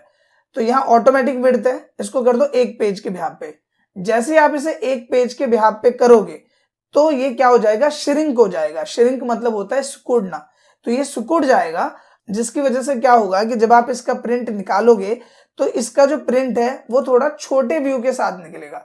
अभी आप नोटिस कर पा रहे होगे कि पहले जो साइज आ रहा था वो थोड़ा बड़ा था और अभी जो साइज है वो आ रहा है पहले से छोटा। अभी आप इसको देख लो, मैं यहाँ पे पहले की तरह इसको ऑटोमेटिक करता हूँ। तो मैंने पहले की तरह इसको नॉर्मल किया, यहाँ पे 81% है, इसको पहले जैसा हम कर देते हैं 100%। और करने के बाद अब मैं इसका प्रीव्यू आपको चेक कराता हूँ। तो यहाँ पे हम चेक करते हैं, तो देखो पहले के मुकाबले बड़ा आ रहा है। तो बेसिकली करता क्या है, अगर आप इसे 1 पेज कर देते हो तो 1 पेज के बिहाफ पे क्या करेगा कि इसका जो साइज है उसको कर देगा 81% या जितने भी परसेंट में ये एडजस्ट हो सके, और ये उसको सिकुड़ा देगा, मतलब छोटा कर देगा। तो ये होता है स्केल टू फिट। इसी तरीके से अगर हाइट ज्यादा है और आप उसे एक ही पेज में निकालना चाहते हो तो आप इसे 1 पेज कर दोगे। 2 पेज में डेटा को निकालना है तो आप 2 पेज कर दोगे। 3 पेज में डेटा को निकालना है तो 3 पेज कर दोगे। सो आई होप कि ये वाला पोर्शन भी आपको क्लियर हो गया होगा। अब आते हैं पेज लेआउट के नेक्स्ट एंड लास्ट टर्म पे, जो कि है print titles. And I am sure कि इसकी जरूरत भी आपको 101% पड़ेगी ही पड़ेगी अगर आप एक large number of data print कर रहे हो। और वो कैसे, वो आप अभी समझ जाओगे। सबसे पहले आते हैं हम नॉर्मल लेआउट में। ये आ गए हम नॉर्मल लेआउट में, इसको हम पहले की तरह ऑटोमेटिक कर देते हैं, यहाँ पे भी यहाँ पे भी। करने के बाद मार्जिन में जाएंगे, हमने किया नॉर्मल, और यहाँ पे इन सबको मैं नॉर्मल कर देता हूँ पहले के जैसा। ये मैंने कर दिया, ठीक है। अब यहाँ पे टर्म क्या है, सबसे पहले मुझे डेटा ज्यादा चाहिए होगा तो मैं इसको कॉपी करता हूँ। यहाँ पे आके मैंने किया पेस्ट, फिर मैं यहाँ पे भी आता हूँ, मैंने किया पेस्ट, फिर यहाँ पे आता हूँ नीचे, मैंने किया पेस्ट, फिर 1-2 बार और पेस्ट कर देंगे हम, ताकि हमारे पास एक लार्ज नंबर ऑफ डेटा आ जाए। डेटा थोड़ा सा अलग लगे इसके लिए हम यहाँ पे आते हैं, इस पर डबल टैप करेंगे तो ऑटोमेटिकली रेंज अप्लाई हो जाएगी। फिर हमने इसको सेलेक्ट किया, डबल टैप किया, ये रेंज अप्लाई हो जाएगी आगे। मतलब जैसे यहाँ पे 20 तक आ रहा था तो ये अपने आप नीचे तक फैल जाएगा और ये भी आगे तक बढ़ जाएगा। अब एक बार मैं इसका प्रीव्यू चेक करता हूँ प्रिंट के टाइम पे। तो यहाँ पे देखो, इसको थोड़ा सा छोटा करते हैं, सिंपल। तो आप यहाँ नोटिस करो, यहाँ आ रहा है 1049 तक का डेटा, ठीक है, और टोटल डेटा है 3 पेज का। मैं आगे करूंगा तो आगे डेटा आ रहा है 1099 तक। आप इसको देख पा रहे होंगे, आई होप। मैं आपको शो कर देता हूँ, ये 1099 तक। लेकिन इन दोनों डेटा में कुछ फर्क नजर आया आपको? अगर मैं यहाँ पे बात करूं, क्योंकि प्रिंट निकालोगे, ये अलग पेज पे निकलेगा, ये अलग पेज पे निकलेगा, और ये अलग पेज पे निकलेगा। तो अगर हम पहले पेज की बात करें तो इसमें तो हमें पता चल रहा है कि ये वाला जो कॉलम है इसमें ईमेल आईडी लिखी है, इसमें डेट लिखा है, इसमें सेल्समैन का नाम है, इसमें प्रोडक्ट है। लेकिन क्या आपको शीट 2 में पता चल रहा है कि ये जो जीन्स लिखा है इसके ऊपर वाला कॉलम क्या है, ये 180 ये क्या चीज है, ये 600 15,000 ये क्या है? ये शीट 3 में पता नहीं चल रहा। तो बेसिकली होता क्या है कि प्रिंट करते के टाइम ये जो ऊपर वाला टाइटल है, ये 2 में भी आना चाहिए और 3 में भी आना चाहिए। और ये होता कैसे? ये होता है प्रिंट टाइटल की मदद से। प्रिंट टाइटल यानी कि इस टाइटल को ही प्रिंट कराना है। तो हमें सिंपल प्रिंट टाइटल में जाना है। जाने के बाद आपको सिंपल यहाँ पे क्या पहला ऑप्शन है, रोज टू रिपीट एट टॉप, इस पे क्लिक करना है, सिंगल क्लिक, और फिर यहाँ पे भी आके सिंगल क्लिक करना है और कर देना है ओके। ओके करने के बाद दोबारा हम प्रिंट प्रीव्यू चेक करते हैं। हम गए प्रिंट में और यहाँ जाने के बाद देखो ये पहले वाला जो पेज है जो प्रिंट होगा इसमें भी ऊपर कॉलम है। आगे किया तो दूसरे वाले पेज में भी वो जो हेडिंग्स है वो यहाँ पे आ गई है और सेम तीसरे वाले पेज में भी वो हेडिंग्स यहाँ पे आ गई है। तो अब अगर आप मल्टीपल पेजेस प्रिंट कर रहे हो और ये टाइटल्स का इशू आ रहा है तो आप इसे आसानी से सॉल्व कर लोगे। अब गाइस अभी तक हम 60% ऑफ ट्यूटोरियल कंप्लीट कर चुके हैं। अब यहाँ पे आते हैं नेक्स्ट टर्म पे। नेक्स्ट टर्म में देखो सबसे पहले तो कुछ बेसिक टर्म्स मैं आपको बताने वाला हूँ जो कि मुझे स्टार्टिंग में ही बताना चाहिए था आपको, लेकिन आई थिंक कि यही प्लेस सही है जिसमें हम कुछ बेसिक टर्म्स को कवर अप कर लेते हैं। इसके बाद एक बहुत ही इंपॉर्टेंट टर्म जो कि आपकी जॉब प्रोफाइल में भी काम आएगा और इंटरव्यू में भी काम आएगा, जो कि है डेटा वैलिडेशन। एक टर्म और बहुत ज्यादा इंपॉर्टेंट है जो कि इंटरव्यू में पूछा जाता है, फ्री स्पेस। और सबसे लास्ट होगा हमारा टर्म मैक्रो। तो सबसे पहले यहाँ पे बेसिक टर्म वाला जो कॉन्सेप्ट है वो हम क्लियर कर लेते हैं। देखो एक चीज जो कि एक्सेल का बहुत ही ज्यादा प्लस पॉइंट है कि आप एक्सेल में जो इतने भी सेल्स है उसमें अपना जो कैलकुलेटिंग पार्ट है जो कि एज अ कैलकुलेटर आप यूज कर सकते हो, वो भी सिर्फ एक सिंगल ट्रिक के साथ जो कि है इक्वल। जैसे कहने का मतलब मैं यहाँ पे आता हूँ, मैंने किया इक्वल और मैं यहाँ पे लिखता हूँ 10 + 18। मैं एंटर करूंगा तो इसका जो भी सॉल्यूशन है वो यहाँ पे आ जाएगा। मैंने किया इक्वल, मैंने किया 10 × 5, मैंने किया एंटर तो आ गया 50। मैंने किया इक्वल और मैंने यहाँ पे लिखा 45 / 5, मैंने किया एंटर तो ये आ गया। तो कुल मिला के आप इक्वल करके जो भी मैथमेटिकल इक्वेशंस करना चाहते हो एक्सेल में वो काम आप बड़ी आसानी से कर सकते हो। इसी तरीके से आप यहाँ पे देख पा रहे हो कि मैंने एक डेमो तैयार किया हुआ है जहाँ पे कुछ कस्टमर के नाम है, उन्होंने कुछ प्रोडक्ट खरीदे हैं जिसका रेट मैंने यहाँ पे लिखा है, उसकी क्वांटिटी लिखी है और मुझे उनका अमाउंट निकालना है। अब यहाँ पे सिंपली आप देखो एक बुक का प्राइस कितना है 80, टोटल पीस लिए उन्होंने 100, तो इसका प्राइस कितना होगा? हमने किया इक्वल, इस सेल को हम सेलेक्ट करेंगे, मल्टीप्लाई कर दिया इस सेल को। हम यहाँ पे बाय डिजिट नहीं लिखेंगे, क्यों नहीं लिखेंगे वो भी मैं समझाता हूँ। तो मैंने किया यहाँ पे एंटर तो ये आ गया 8000। कुछ लोग के दिमाग में आ रहा होगा कि अभी आपने मैथ हमको बताया तो हम ऐसे क्यों ना कर लें। हमने किया इक्वल, यहाँ पे सिंपली लिखा 80, मल्टीप्लाई कर दिया 100, क्या एंटर तो भी तो सेम आंसर आएगा। देखो इसका नुकसान क्या है कि जब आप सेल सेलेक्ट करके करते हो, जैसे यहाँ पे अगर मैं आपको शो करूं हमने सेल को सेलेक्ट करके किया है, तो यहाँ पे फायदा क्या है कि जब आप इसे कोने में आओगे प्लस का सिंबल आएगा, आप ड्रैग करोगे तो ऑटोमेटिकली सबका डेटा यहाँ पे आ जाएगा। लेकिन जब यहाँ पे आते हैं और इसे हम ड्रैग करेंगे तो सब में वही वैल्यू आएगी जो कि है 8000। क्यों? क्योंकि ये जो वैल्यू है इसमें हमने एक कांस्टेंट वैल्यू दी है 80100 और इसमें हमने रेफरेंस दिया है। वो रेफरेंस क्या है? इस वाले सेल का और इस वाले सेल का। तो ये क्या करता है कि जब नीचे करते हैं तो ये रेफरेंस इसका पकड़ लेगा। देखो यहाँ पे आए तो अब इसने रेफरेंस इसका ले लिया, फिर यहाँ पे आए तो इसने रेफरेंस इसका ले लिया। तो ये फायदा है सेल सेलेक्ट करके करने में और कांस्टेंट वैल्यू को पुट ना करके करने में। सो आई होप कि ये टर्म आपको क्लियर हो गया होगा। इसके बाद एक बहुत ही इंपॉर्टेंट टर्म कि अभी आप देखो कि यहाँ पे डेटा बहुत ही ज्यादा सिंपल लग रहा है। अगर मैं बोलूँ ये 80 है तो ये 80 क्या है? रुपीज है, डॉलर है, युआन है, क्या है? क्योंकि बेसिकली तो हम अकाउंटिंग फॉर्मेट शो करेंगे। तो हमने क्या किया, हमने डेटा को ऐसे सेलेक्ट किया। सेलेक्ट करने के बाद यहाँ पे देखो जो अकाउंटिंग सेक्शन है, अगर इसमें आप ये क्लिक करोगे तो ये इस फॉर्मेट में आ जाएगा। अगर आप इसे हटा देते हो, सपोज मैं यहाँ पे जनरल फॉर्मेट कर देता हूँ, मैंने किया जनरल, तो यहाँ पे आप देखो कि करेंसी का ऑप्शन है, आपने किया रुपीज, तो इस तरीके से रुपीज वाला फॉर्मेट आ गया। यहाँ पे अमाउंट है, इसको भी सिलेक्ट किया हमने। सेलेक्ट करने के बाद यहाँ पे गए, आपको डॉलर सेलेक्ट करना है, जो भी सिलेक्ट करना है, तो हम रुपीज सेलेक्ट करते हैं, वो आ जाएगा इस तरीके से। तो अभी आ रहा है बिल्कुल अच्छे फॉर्मेट में। अब यहाँ पे बात आती है क्वांटिटी की। ये जो क्वांटिटी 100 आपने लिखा है, ये पीसेस है, पैकेट है, बॉक्सेस है, ये है क्या?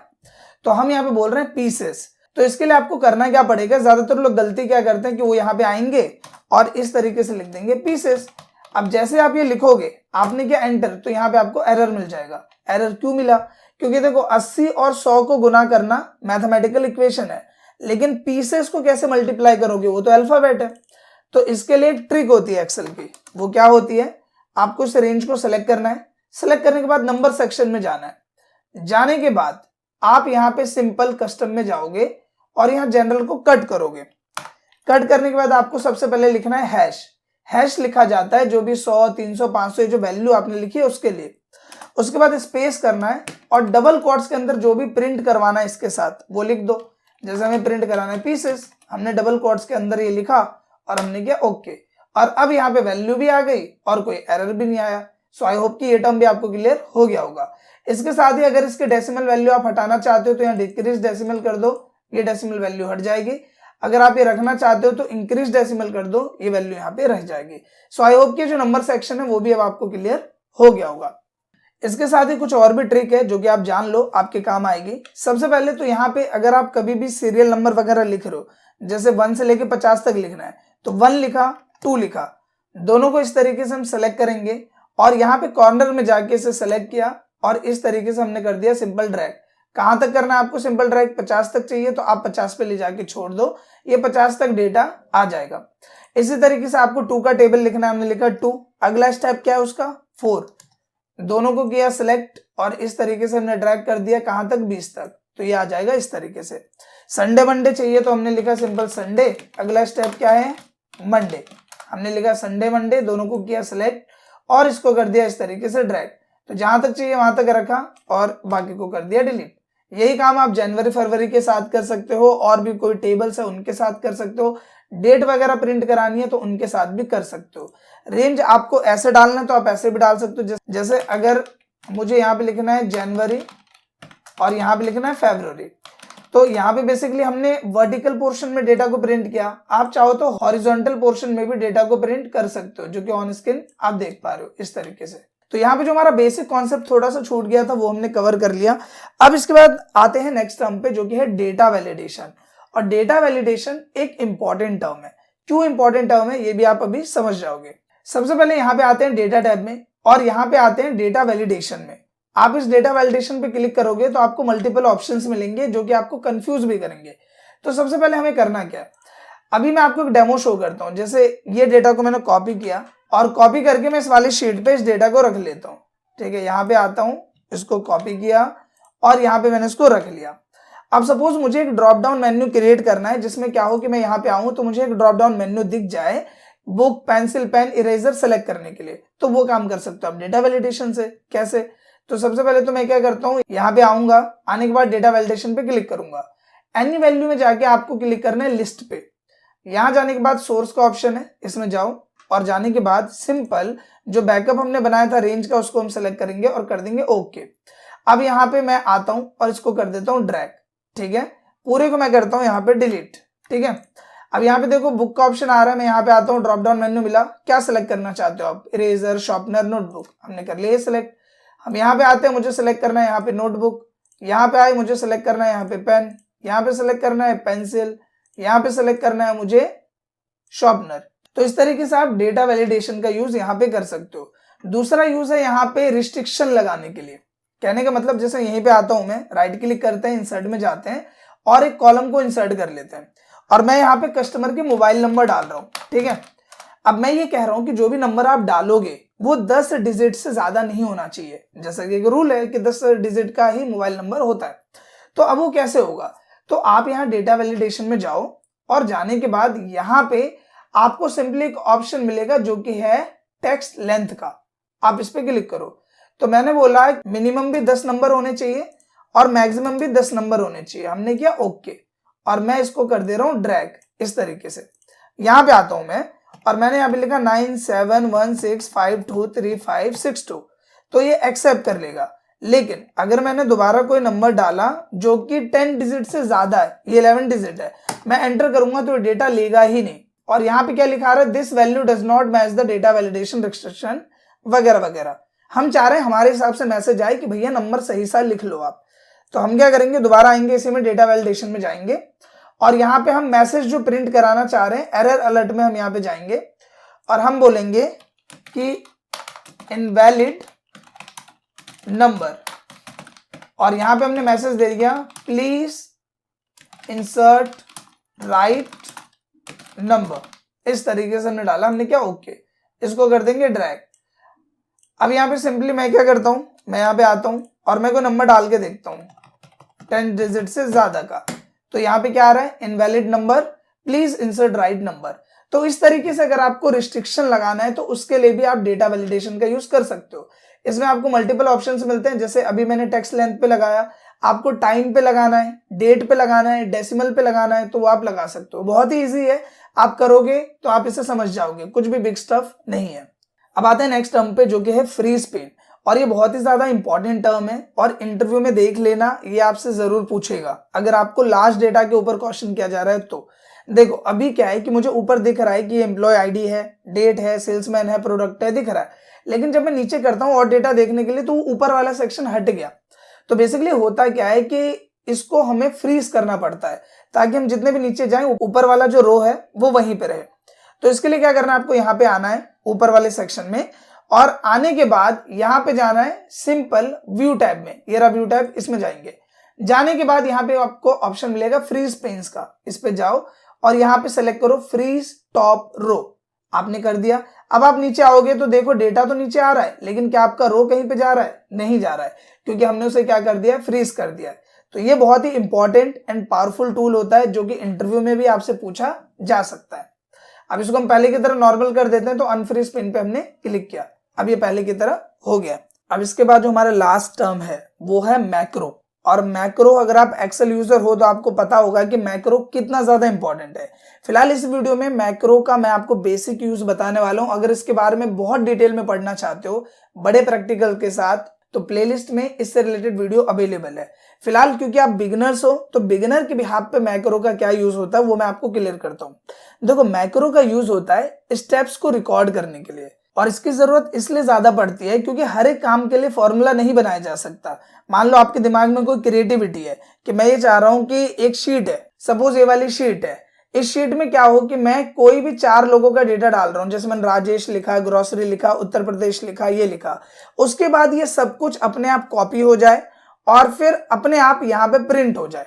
तो ऐसा अगर मुझे कुछ काम करना है, मतलब जिसमें मुझे अलग अलग स्टेप करना पड़ रहा है, कभी ये सेलेक्ट करना है, कभी ये सेलेक्ट करना है, वो सब कुछ रिकॉर्ड हो और एक बटन दबाने से वो सब कुछ अप्लाई हो जाए, तो वो काम कर सकते हो आप मैक्रो से। तो मैक्रो का सिंपल यूज है आपके स्टेप्स को रिकॉर्ड करना। क्या करना? आपके स्टेप्स को रिकॉर्ड करना, जिसका एक छोटा सा एग्जाम्पल दे रहा हूं मैं आपको, जिससे आप इसे समझ जाओगे कि इसका रोल प्ले क्या है। और जब आप प्रैक्टिकल बड़े लेवल पे करोगे, बड़े मतलब एडवांस लेवल जॉब के लिए जाओगे, तो उसके हिसाब से प्रैक्टिकल्स आपको मिलते रहेंगे। जैसे ऑटोमेटिक डेटा एंट्री सॉफ्टवेयर जो बनाया जाता है उसके लिए भी इसका यूज किया जाता है मैक्रो का। इसके अलावा कई जगह पे डेटा हमें रिट्रीव करना है तो वहां पे भी मैक्रो का यूज होता है। तो फिलहाल आप इसका बेसिक टर्म समझो, उसके बाद एडवांस लेवल किसी और वीडियो में। तो सबसे पहले तो आपको यहाँ पे एक डेवलपर टैब मिलता है। अगर आपके एक्सेल में डेवलपर टैब ऑन नहीं है तो वो कैसे ऑन करोगे वो मैं आपको बता देता हूँ। आप ऊपर में customize quick access tool bar देखते हो, इस पे क्लिक करो। क्लिक करने के बाद आपको ऑप्शन मिलेगा मोर कमांड्स का, इसमें जाना है और जाने के बाद यहाँ ऑप्शन मिलता है कस्टमाइज रिबन, इस पे क्लिक करना है। क्लिक करने के बाद अभी आप देखो डेवलपर टैब मेरा जो है वो यहाँ पे चूज है। अगर ये सिलेक्टेड नहीं है तो आप इसको सेलेक्ट कर देना और ओके कर देना, तो ये आ जाएगा। फिलहाल आते हैं डेवलपर टैब पे, तो यहाँ पे आपको ऑप्शन मिलता है रिकॉर्ड मैक्रो का। अब मुझे यहाँ पे क्या रिकॉर्ड करना है, तो सिंपली अगर हम सिर्फ इसी डेटा के बिहाफ पे बात करें तो मान लो कि ऐसा डेटा हमारे पास 4-5 जगह है, या फिर हम क्या करते हैं इसी की कॉपी क्रिएट कर लेते हैं। तो जब आप इस शीट पे राइट क्लिक करोगे तो आपको ऑप्शन मिलेगा मूव और कॉपी का, हम इस पे जाते हैं। जाने के बाद हमने किया क्रिएट अ कॉपी और हमने किया ओके, ठीक है।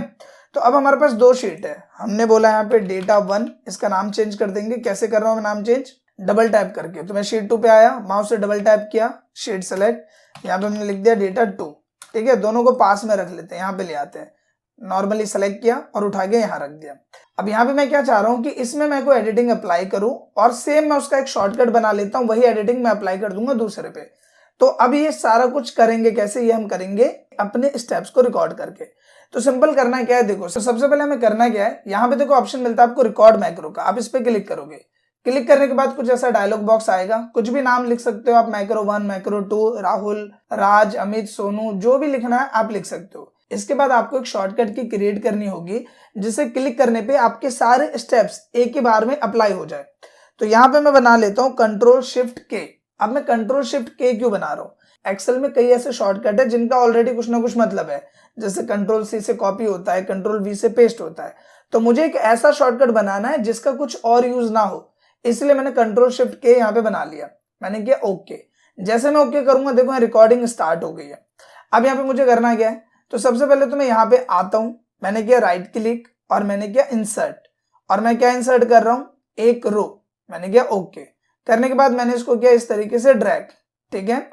उसके बाद हमने इस पूरे को सेलेक्ट किया और सेलेक्ट करने के बाद हमने किया इसे मर्ज करने के बाद जो भी कलर मुझे अप्लाई करना है वो कलर मैंने यहाँ पे अप्लाई कर दिया कुछ इस तरीके से। टेक्स्ट कलर मैंने कर दिया व्हाइट, और व्हाइट करने के बाद जो फॉन्ट साइज है वो मैंने कर दिया 22, ठीक है। इतना हमने किया। इतना करने के बाद जो ये पहला वाला रो है इसको मैंने यहाँ पे सेलेक्ट किया कुछ इस तरीके से, जो कि ऑन स्क्रीन आप देख पा रहे हो। तो नीचे तक हम पूरे डेटा को सिलेक्ट कर रहे हैं। सिलेक्ट करने के बाद यहाँ पे आएंगे और मैंने इसका जो ये फॉर्मेट है वो चेंज कर दिया, मैंने इसको किया बोल्ड। ये करने के बाद जो ये ऊपर वाला सेक्शन है इसको मैंने सेलेक्ट किया और मैंने यहाँ पे किया ऑल बॉर्डर्स इस तरीके से। इसके बाद यहाँ पे जो क्वांटिटी वाला पोर्शन है इसको मैंने सेलेक्ट कर लिया कुछ इस तरीके से सिंपल, और सेलेक्ट करने के बाद इसका कलर मैंने किया रेड और टेक्स्ट कलर मैंने कर दिया व्हाइट और फॉन्ट मैंने कर दिया यहाँ पे बोल्ड। तो आप यहाँ पे नोटिस कर रहे हो मैंने काफी सारी चीजें की। अब मैं सिंपल डेवलपर टैब में जाऊंगा और मैंने किया स्टॉप रिकॉर्डिंग। तो अब क्या हुआ, जितनी भी चीजें मैंने करी वो सब कुछ रिकॉर्ड हो गया। और मैं यहाँ आता हूँ डेटा 2 में, इस वाले टैब में। जैसे मैं यहाँ पे वो शॉर्टकट प्रेस करूंगा, देखो डेटा आपके सामने है, क्या शॉर्टकट बनाया, कंट्रोल शिफ्ट, और जैसे मैं के को दबाऊंगा वो सब कुछ इस पे अप्लाई हो गया। ये अलग शीट है, देखो ये है डेटा 1, ये है डेटा 2। तो कहने का मतलब अगर आपके पास कोई ऐसा डेटा है, कोई ऐसे शीट है या कोई ऐसा काम है जहां पे आपको अपने स्टेप्स को रिकॉर्ड करना है, तो उसके लिए आप मैक्रो का यूज करते हैं। अब यहाँ पे सिंपली मैं इसका टाइटल अलग डाल देता हूं, डेटा शीट ऑफ 2021, और इसका हमने डाल दिया यहाँ पे डेटा शीट ऑफ 2022। तो इस तरह से हम मैक्रो का यूज करते हैं एंड आई होप कि आपको क्लियर हो गया होगा। इसके बाद नॉर्मली फाइल ऑप्शंस के बारे में आई होप आपको पता ही होगा। न्यू से आप नया पेज ले सकते हो, मतलब अगर आपको एक नया वर्कबुक लेना है तो उसके लिए आप न्यू पे क्लिक करोगे। किसी भी फाइल को अगर आप सेव कर देते हो, जैसे सपोज मैं कंप्लीट एक्सेल ट्यूटोरियल के नाम से मैंने इसको सेव किया है, अब अगर मैं इसको बंद कर देता हूं और मुझे इसी को खोलना है दोबारा, तो फाइल में गए, ओपन पे क्लिक किया और यहाँ देखो कंप्लीट एक्सेल ट्यूटोरियल हमने क्लिक किया और वो फाइल यहाँ पे खुल जाएगी। इसके बाद नॉर्मली सेव एज, जिसकी मदद से आप अपने फाइल को सेव कर सकते हो, और प्रिंट से आप नॉर्मली उसका प्रिंट आउट निकाल सकते हो। प्रिंट के टाइम किन बातों का ध्यान रखना चाहिए वो मैं आपको बता चुका हूं, सो आई होप कि वो दिक्कत आपको नहीं आएगी। सो गाइज नॉर्मली अगर आप एक फ्रेश एक्सेल यूजर हो, अगर आपको डेटा एंट्री की जॉब मिल रही है, एक्सेल ऑपरेटर की जॉब मिल रही है, आपको वैकेंट में काम मिल रहा है, तो इस ट्यूटोरियल के बाद ऐसा कोई काम नहीं है कि आप उस क्राइटेरिया में, उस वर्क क्राइटेरिया में ना कर पाओ। आशा करता हूं दोस्तों ये पूरा ट्यूटोरियल आपको पसंद आया होगा। अगर ये वीडियो आपको अच्छा लगा है तो प्लीज थोड़ा सा सपोर्ट दिखाइए, वीडियो को लाइक कीजिए, शेयर कीजिए और एक कमेंट करके अपना फीडबैक जरूर दीजिए। Thank you.